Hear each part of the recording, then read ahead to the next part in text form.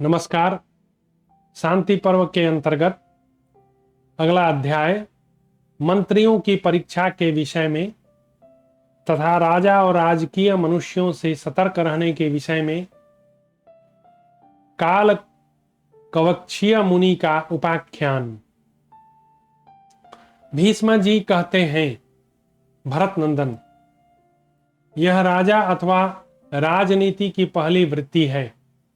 अब दूसरी सुनो। जो कोई मनुष्य राजा के धन की वृद्धि करे उसकी राजा को सदा रक्षा करनी चाहिए। मतलब जो कोई भी राजा के टीम में है और राजा के लिए धन अर्जन कर रहा है तो यह राजा का कर्तव्य है कि उसको जो है प्रोटेक्ट करे, क्योंकि वह राजा के खजाने का सोर्स है। युधिष्ठिर, यदि मंत्री राजा के खजाने से धन का अपहरण करता हो और कोई सेवक राजा के द्वारा पालित हुआ, दूसरा कोई मनुष्य राजकीय कोष के नष्ट होने का समाचार राजा को बतावे, तब राजा को उसकी बात एकांत में सुननी चाहिए और मंत्री से उसके जीवन की रक्षा करनी चाहिए, क्योंकि चोरी करने वाले मंत्री अपना भांडाफोड़ करने वाले मनुष्य को मार डालता है। यदि पता चले कोई गोपनीय सूचना दे राजा को कि आपका मंत्री चोर है, तो राजा को राज दरबार में उसकी बात नहीं सुननी चाहिए। उसको बोलना चाहिए, मैं तुमसे पर्सनली बात करूंगा 1 to 1। क्योंकि कहीं मंत्री को भनक भी लगी कि वह राजा से मेरी शिकायत कर रहा है तो वह मंत्री उसको तुरंत मरवा देगा। ऐसा ही होता है। जो राजा के खजाने की रक्षा करने वाला है उस पुरुष को राजकीय कोष लूटने वाले सब लोग एकमत होकर सताने लगते हैं। यदि राजा के द्वारा उसकी रक्षा नहीं की जाए तो वह बेचारा बेमौत मारा जाता है। आप चाणक्य सीरियल देखे होंगे। चाणक्य सीरियल में दिखाया जाता था कि जो राजा थे धनानंद, वह खजाने से मोहरे जो है चुरा चुरा के ले जाके गुप्त स्थान में गाड़ते थे। और इस बात को उनका जो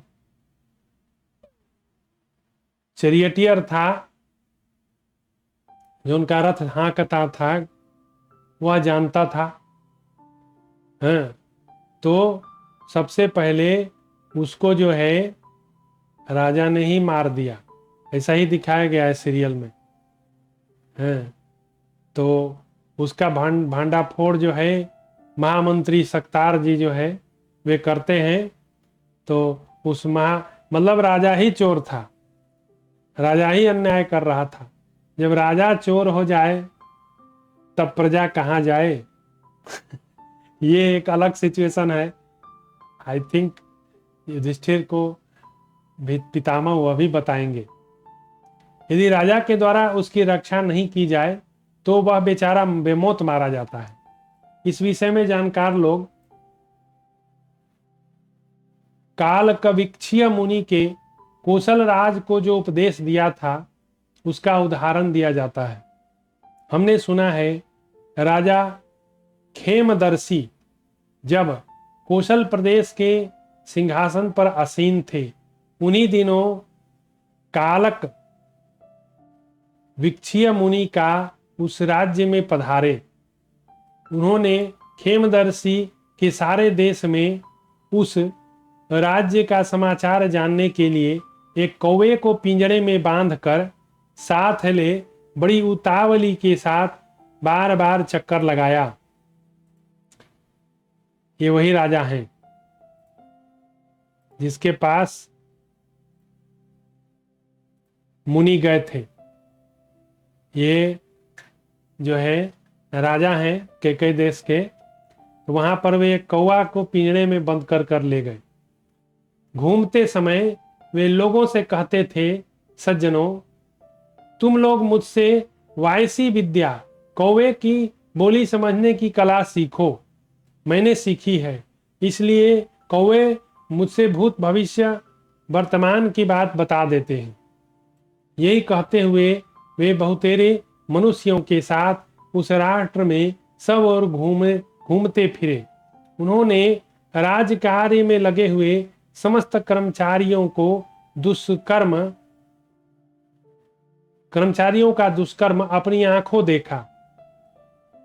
उस राष्ट्र के सारे व्यवसाय को जानकर राजकीय कर्मचारियों द्वारा राज्य की संपत्ति के अपहरण होने की सारी घटना को जहां तहां से पता लगाकर उत्तम व्रत का पालन करने वाले महर्षि अपने को सर्वज्ञ घोषित करते हुए उस कौवे को साथ लेकर राजा से मिलने के लिए आए।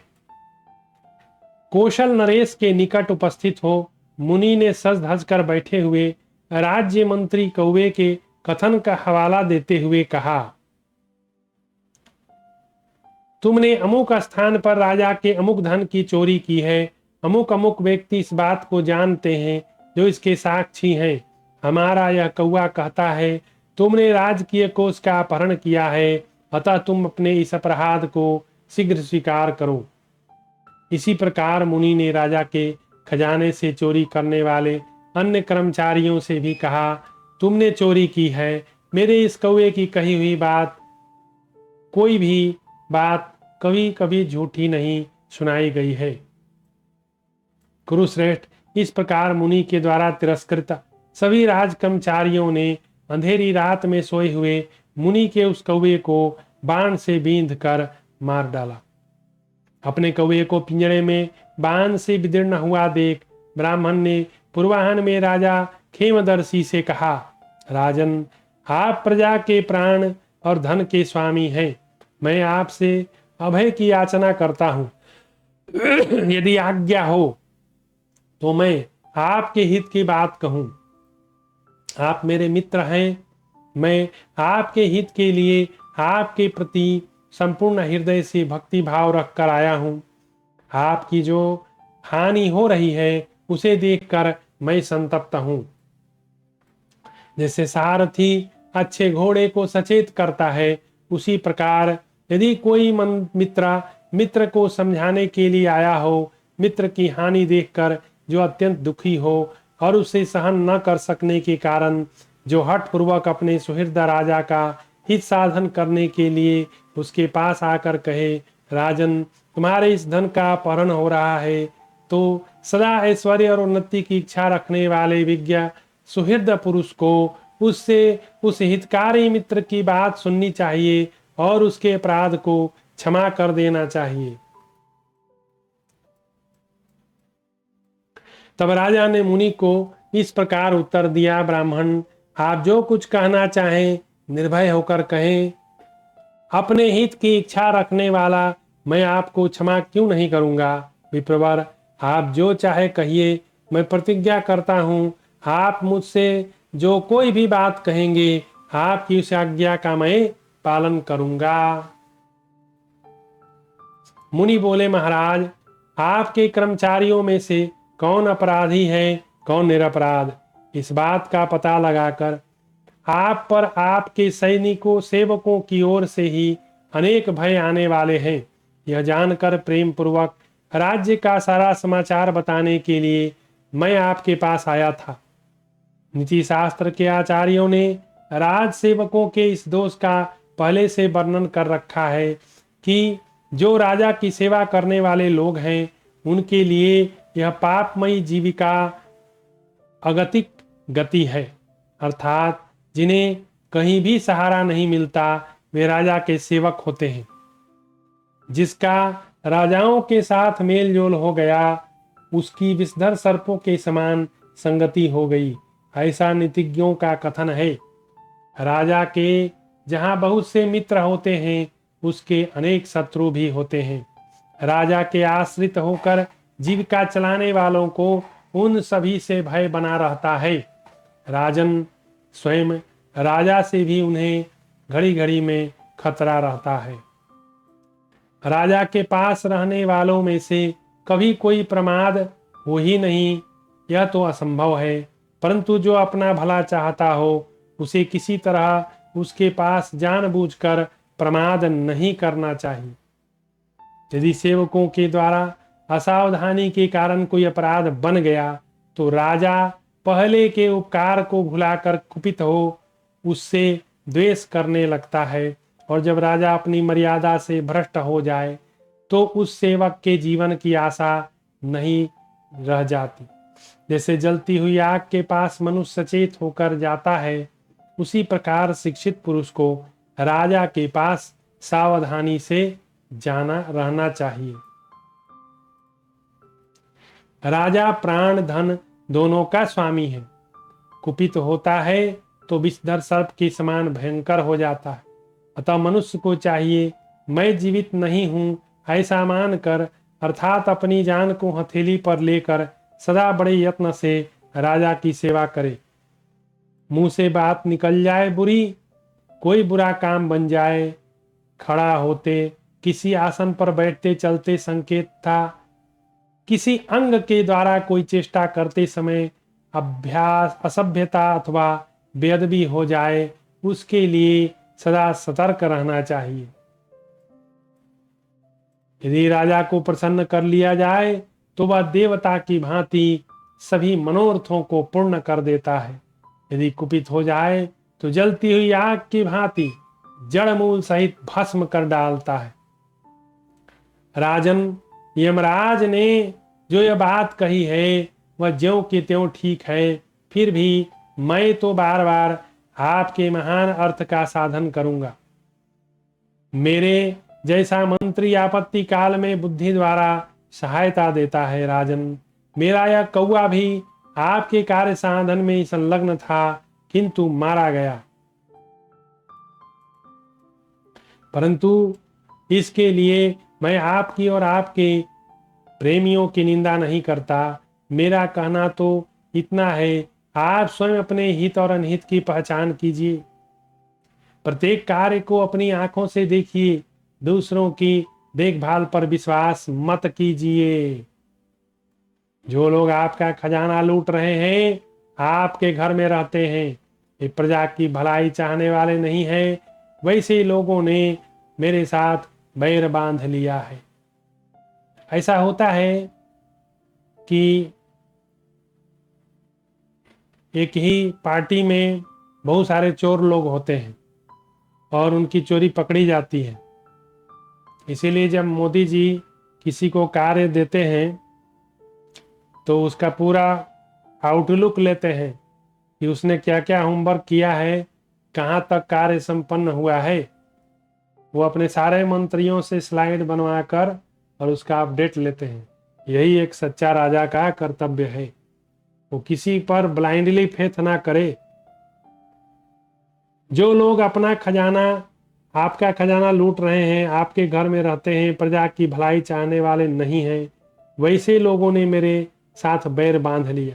राजन, जो आपका विनाश करके आपके बाद इस राज्य को अपने हाथ में लेना चाहता है, उसका वह कर्म अंतःपुर के सेवकों से मिलकर कोई षड्यंत्र करने से सफल हो सकता है, अन्यथा नहीं। नरेश्वर, मैं उन विरोधियों के भय से दूर से आश्रम से चला जाऊंगा। प्रभु, उन्होंने मेरे लिए ही बाण का संधान किया, किंतु इस कौवे पर जा गिरा। मारना तो मुझे ही चाहते थे, लेकिन कौवा मारा गया। मैं कोई कामना लेकर नहीं आया, तो भी छल कपट की इच्छा रखने वाले षड्यंत्रकारियों ने मेरे कौवे को मारकर यमलोक पहुंचा दिया। राजन, तपस्या के द्वारा प्राप्त हुई दूरदर्शनी दृष्टि से मैंने सब देखा है। यह राजनीति एक नदी के समान है। राजकीय पुरुष उसमें मगर, मत्स्य, तिमिंगल समूह और ग्रहों के समान है। बेचारे कौवे के द्वारा मैं किसी तरह इस नदी से पार हो सका हूं। जैसे हिमालय की कंदरा में ठूंठ पत्थर और कांटे होते हैं, उसके भीतर सिंह और व्याघ्रों का भी निवास होता है, तथा इन्हीं सब कारणों से उसमें प्रवेश करना या प्रवेश पाना या रहना अत्यंत कठिन होता है। इसी प्रकार दुष्ट अधिकारियों के कारण इस राज्य में किसी भले मनुष्य का रहना मुश्किल है।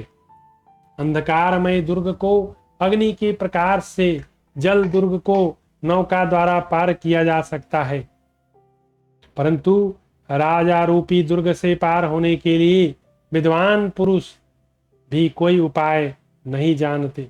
आपका यह राज्य गहन अंधकार से आच्छन्न दुख से परिपूर्ण है।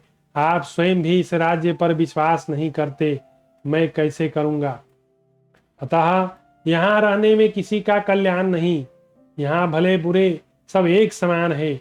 इस राज्य में बुराई करने वाले भलाई करने वाले का भी वध हो सकता है। न्याय की बात तो यह है कि बुराई करने वाला ही मारा जाए, पुण्य श्रेष्ठ कर्म करने वाले किसी तरह भी कोई कष्ट ना पावे, परंतु यहाँ ऐसा नहीं है। अतः इस राज्य में स्थिर भाव से निवास करना किसी के लिए भी उचित नहीं है। राजन, सीता नाम से प्रसिद्ध एक नदी है जिसमें नाव भी डूब जाती है, वैसे ही यहाँ की राजनीति है। मैं तो इसे समस्त प्राणियों का विनाश करने वाली फांसी ही समझता हूँ। आप शहद के छत्ते से युक्त पेड़ की ऊंची डाली के समान है, जहाँ से नीचे गिरने का ही भय है। आप विष मिलाए हुए भोजन के तुल्य हैं। आपका भाव असज्जनों के समान है, सज्जनों के तुल्य नहीं। भोपाल, आप विषैले सर्प से घिरे हुए कुएं के समान हैं। राजन, आपकी अवस्था उस मीठे जल वाली नदी के समान हो गई है जिसके घाट तक पहुंचना कठिन है, जिसके दोनों किनारे बहुत ऊंचे हैं और वहां करील के झाड़ तथा बेत की बल्लरियां सब ओर छा रही। जैसे कुत्तों गीधों गधों से घिरा हुआ राजहंस बैठा हो, उसी तरह दुष्ट कर्मचारियों से आप घिरे हैं।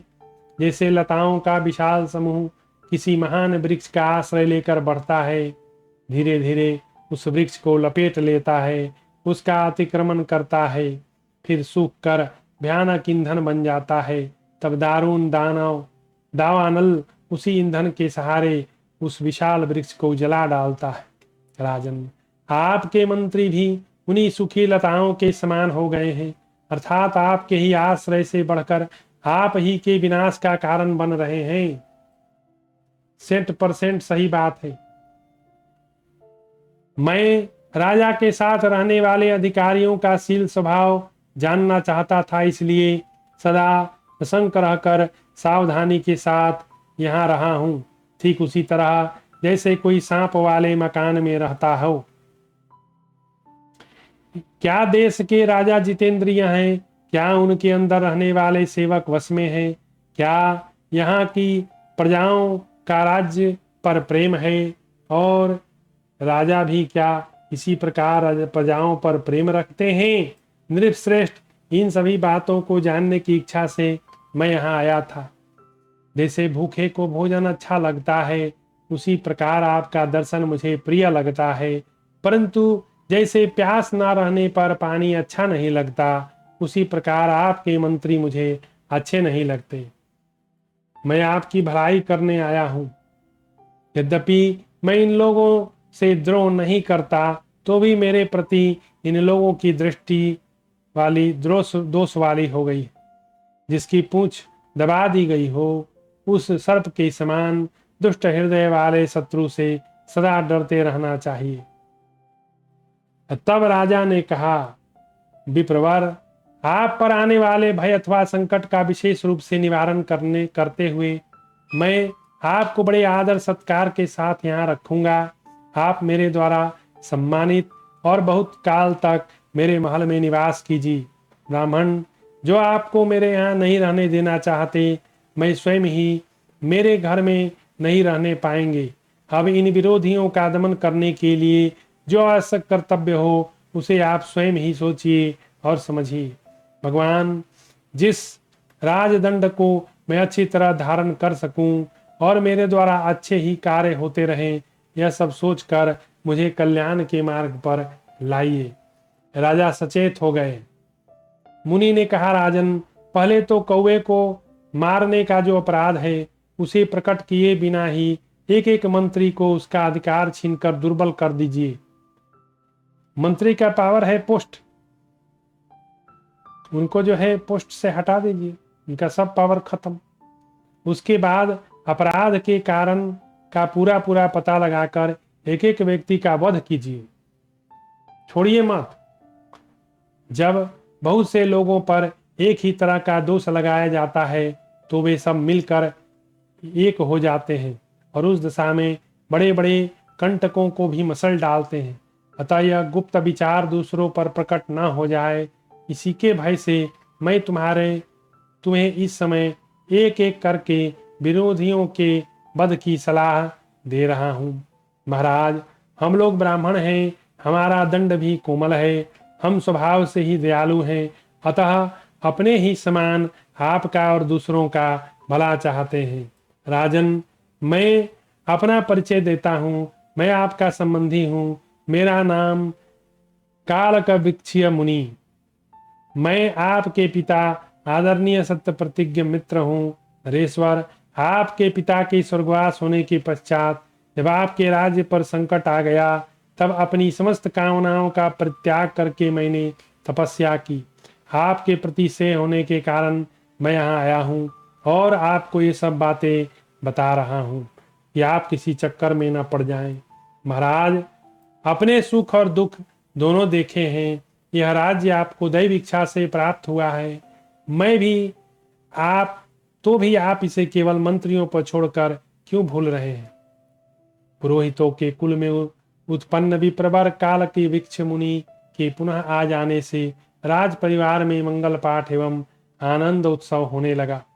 काल के वृक्ष मुनि ने अपने बुद्धि बल से यशस्वी कौशल नरेश को भूमंडल का एक छत्र सम्राट बनाकर उनके उत्तम यज्ञों द्वारा यजन किया। भारत, कौशल राज ने भी पुरोहित का हितकर वचन सुना और उन्होंने जैसा कहा वैसा किया। इससे उन्होंने समस्त भूमंडल पर विजय प्राप्त कर लिया।